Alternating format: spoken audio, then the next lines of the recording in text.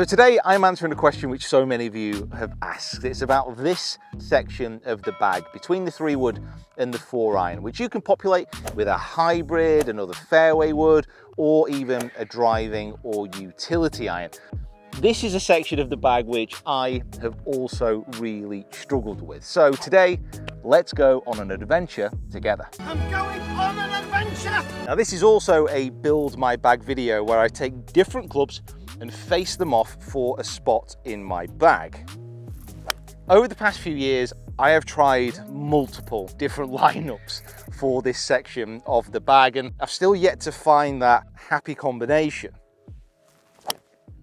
Oh, that shot makes me happy there. So what should you and I be looking for? Really, when you boil it down to its simplest level, it's all about loft. So I picked what I think are going to be some of the most popular irons this year, the Ping G430, and here are the lofts. The loft of the club is a measurement of how much the club face is angled at the sky. So golfers often struggle with the longer irons because the loft gets lower, the club extends in its overall length, and it's just more difficult to hit. This is why you see so many golfers stop using the 3, the 4, and even the 5-iron. Most golfers have a setup of something like a 10.5-degree driver, a 15-degree 3-wood, and then it goes on to your longest iron. So there's this area of uncertainty. So what do we want to put in this area? It has to be something with a loft between 18 and about 24 degrees. As mentioned, in this area of the bag, you can put in another fairway wood, a hybrid, or a driving or utility iron.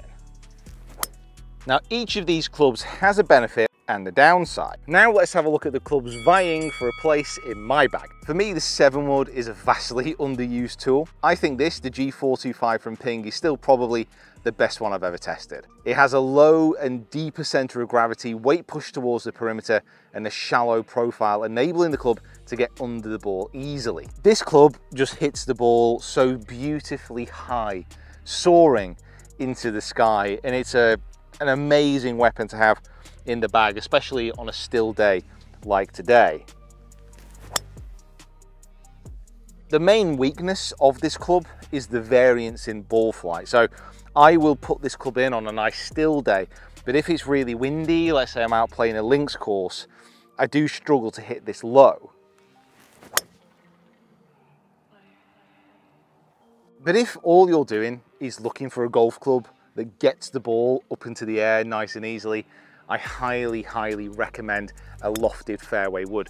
You've just got to make sure it's at the right degree to fit into your bag, but it is such an underutilized, amazing club to get in your bag. And now onto the driving irons. Often only the territory of pure ball strikers, the driving iron is an incredible weapon if you can wield it effectively. To get the most out of a driving iron, you have to shift the club through impact pretty quickly. Also, strikes from the heel and the toe of this club will not likely end well. The Srixon ZX Mark II and the Ping I crossover. So the Srixon is a straight up, no nonsense rocket. It's an 18-degree 2-iron with an X-stiff Modus steel shaft. Minimal offset, thinnish top line, a hollow headed construction means off the tee, this thing just flies off the face. This club is also the most difficult to hit for most golfers from a fairway lie because of the low loft and because of the smaller club head. But it does allow a lot more workability, more draws, more fades, and also a dirty stinger. I mean, looking down at this club behind the ball, it is obviously going to be geared towards the better player.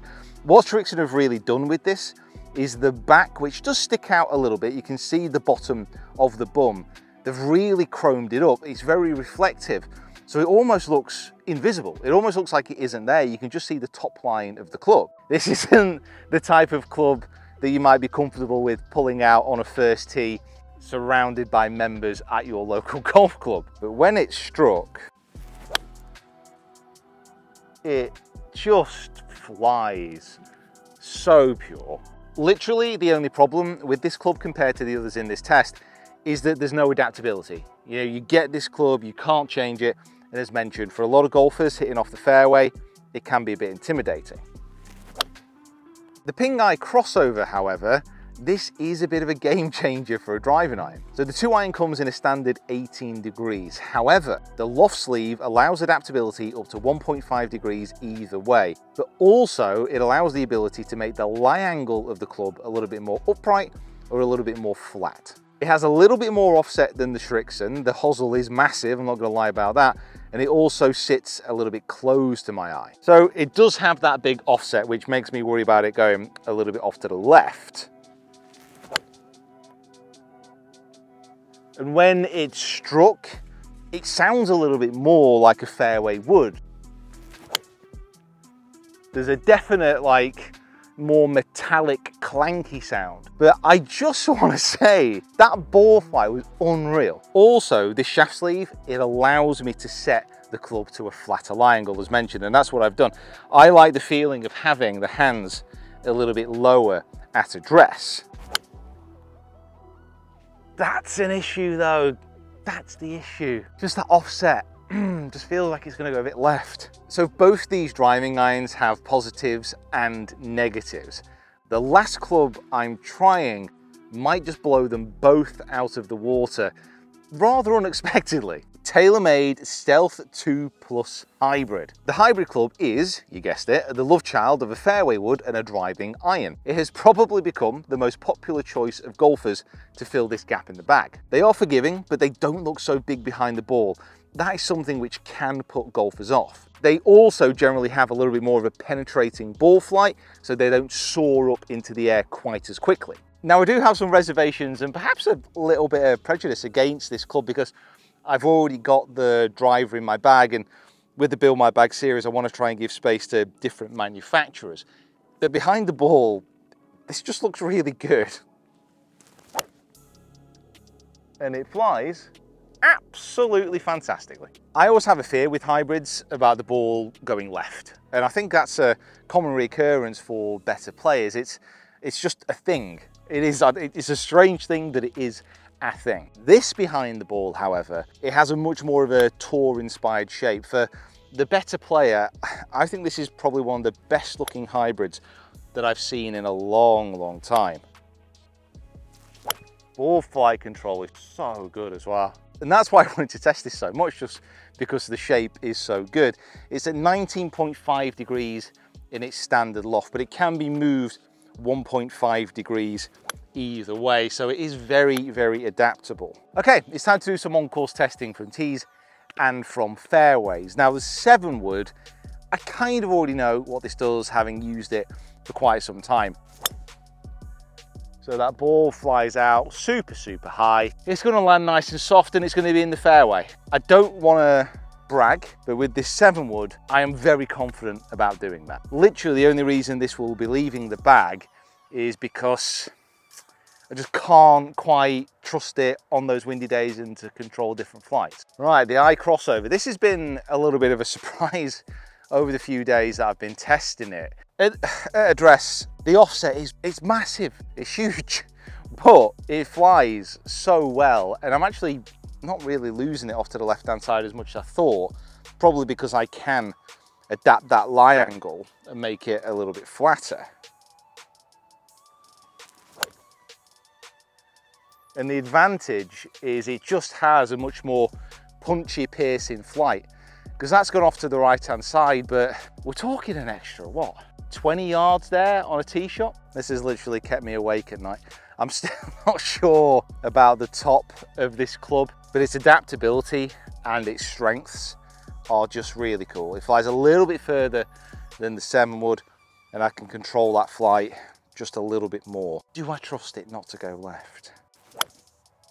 That's the only issue. So I set up there to hit that little bit of a cut. It's flown the bunkers. It's flown them. This is going to be a pickle. Okay, Srixon. This is the one I want to like the most. I think it just looks great. I think it feels fantastic. It's just not as forgiving as the others. It's pretty much straightforward as that.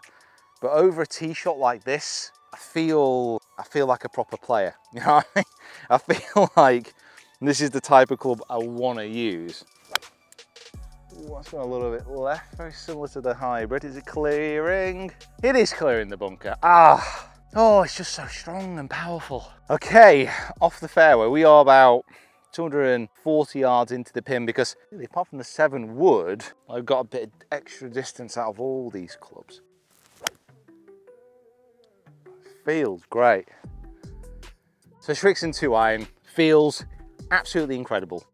Tight lie off the fairway, obviously not as easy to hit as the other clubs. Something to bear in mind. So don't actually think I'll be able to reach with the 7 wood, so I can't quite get the same distance out of it, but we'll give it a go. It's just very easy to hit. That's gone high enough as well for me to actually know where it's gone. That's like centre of the green, a bit short. So we know that really is the 7 woods bag. Not amazing as another option off the tee. Incredible off the fairway. Slightly short. Now I could, I suppose, like fill it in with a 5 wood, this section of the bag, but I'm still gonna have those same issues. So we'll go to the eye crossover. Oh, incredible. I think that might have gone past him. So this crossover, pretty good off the fairway, amazing off the tee, very strong and very long. Is it too uncontrollable? Right, onto the Stealth 2 hybrid. Still weird putting a hybrid behind the ball, I actually really like. No idea. Oh! Wow, that must be pretty close there, nearly at the pin. I don't know why I feel so like worried. I feel like genuinely like concerned that one of these, well, 3 of these clubs are going to miss out. I just feel so protected of them already. I've made a decision. So I think I have. It's a tricky choice because we have an amazingly easy club to hit in the 7 wood. I could adapt it, try and get a lower loft, say 5 wood, it might go a bit further, but I'm still going to have that issue of not controlling the flight, of it going up into the air. The eye crossover, exceptionally powerful golf club. Not 100% sure on the look of it because of the offset, and is it as controllable as the others? Maybe not. So that's gone. So crossover, out of here. So that is going to leave the Srixon driving iron and the Stealth hybrid. Let's be honest about it. I think the decision in many respects is easy. Like the Stealth hybrid probably has to be the one. It's the first hybrid I've hit that it doesn't feel like I'm going to miss off the planet left. It's adaptable off pretty much every lie. I can use it off the tee. The only issue really is I've already got another Stealth product in the bag this year, but I shouldn't really let that affect my decision. So let's go for the Stealth hybrid, but I am going to keep that Srixon driving iron kind of like in reserve, just in case, because that is an amazing feeling, sounding, everything club. Either of those, I could be quite happily putting in there. Guys, if you're enjoying this Build My Bag series, I'll leave the playlist here, but subscribe to the channel if you haven't already. If not for the content, just for the fact that we come and look at places like this. It's just great.